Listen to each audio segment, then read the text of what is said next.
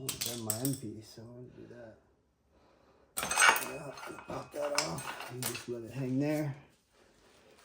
Okay, so after we take the chain off, before we loosen our axle bolt, I'm gonna take the caliper off. 2 screws.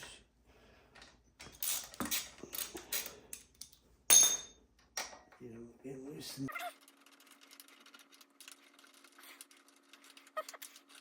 Yeah, put these 2 screws to the side and set this to the side. Just let it hang. 2 wrenches.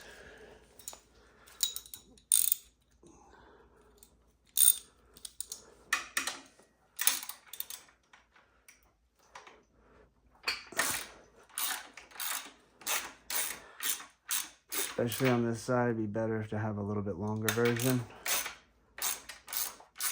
And I did not loosen the axle bolt nuts because this sprocket is smaller.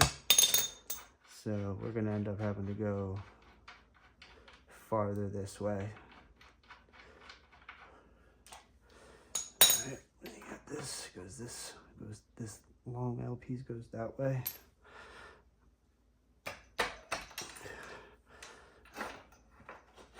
Slide it out.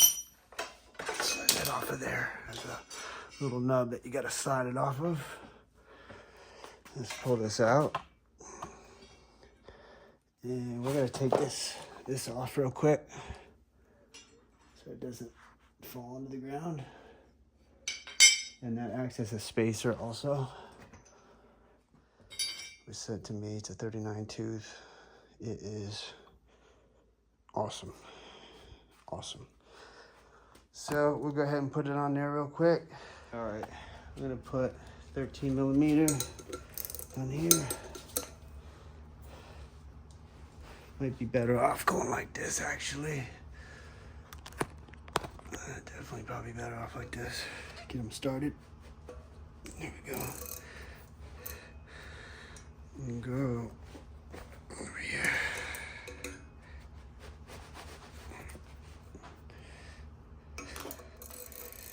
Do the other 2 off.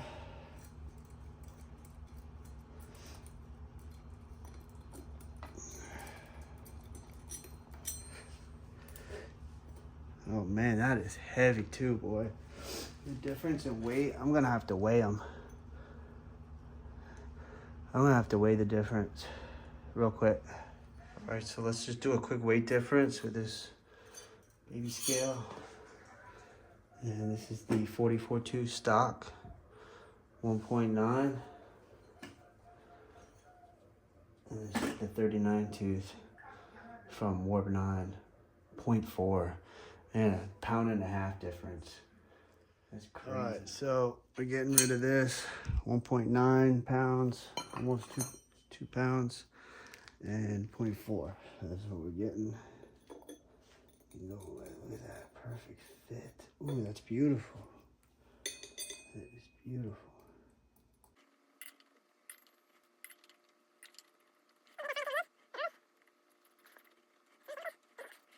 Get this wrench. Again, shout out to Warp9 Racing for the badass sprocket. All right, flip it one side like this. All right, so this is real simple to do. I'm hoping I'll be able to get it without me getting in the way. Make sure that your axle bolt still has this on.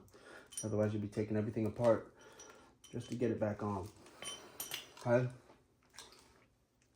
This spacer in this black piece, which faces downward like that, actually like that, goes on this slab right here.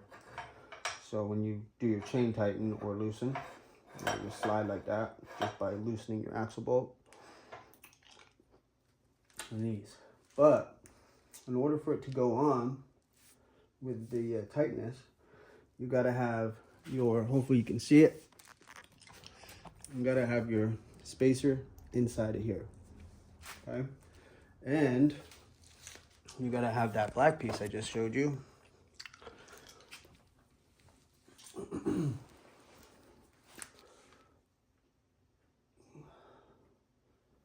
that you have to have in here as a spacer. Okay? So, and you gotta hold it even, because if you slant one way or the other, or one way, that spacer will fall out. So you're gonna lift it up both at the same time, capturing the spacer and getting it on that ledge and over.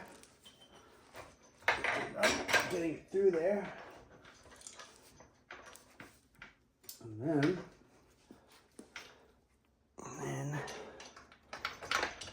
you're gonna push it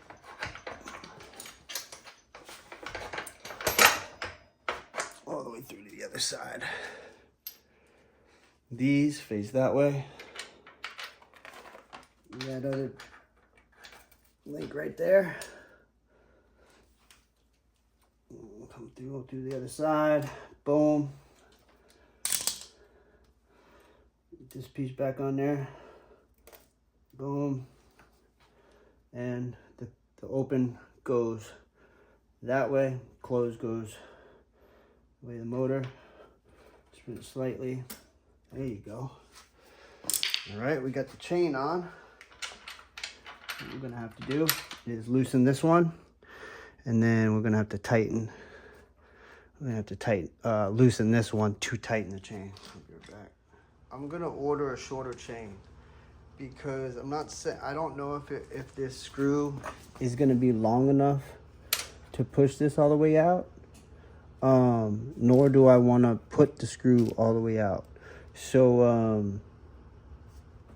I mean, it will be hanging at the edge, and I'm sure it's doable, but I don't really want to do that. So I'm just going to take this chain off, and I'm going to count the links. And man, I probably should just cut it one link. Actually, I'll do 2 links, either one more or 2 links down. That way I'll just have a chain for the 44 tooth, my stock 44 tooth, which I probably would end up getting it from Warp9 anyway. Yeah, I like a shorter chain as possible, especially if I'm going to be losing torque. Shorter chain will give me just that slight bit more torque. So let me do that. Chain's already on. I already put everything on, nut, and now I'm just tightening it up. But man, it looks so much prettier. And we're loosening to tighten. And I'm gonna try and just get to that next beam.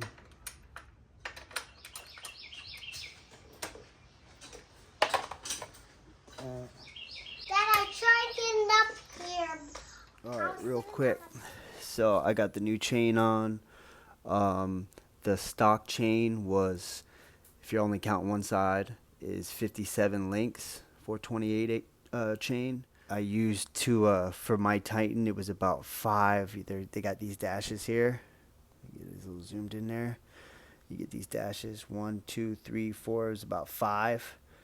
But then with this 39 tooth, and I used 56 links, which is 112. This black piece, you can see exactly where it goes on both sides. This black piece is almost flush with that 6. If you look at it from here, it's almost flush with that 6, and it's the same on the other side. So if you get a 39 tooth with this, and you use 56 links or 112 links, I mean, this is where your screw will be. It will be at that 6th line, or at least this black piece will be at that 6th line. So I figured that would be helpful to anybody. Once again, shout out to Warp9 for the solid ass sprocket. I don't think they sell the 39 tooth anymore, probably because people are probably having to change their chain or get an extra chain. So I know they sell a 40 tooth, and that'll probably solve that problem. So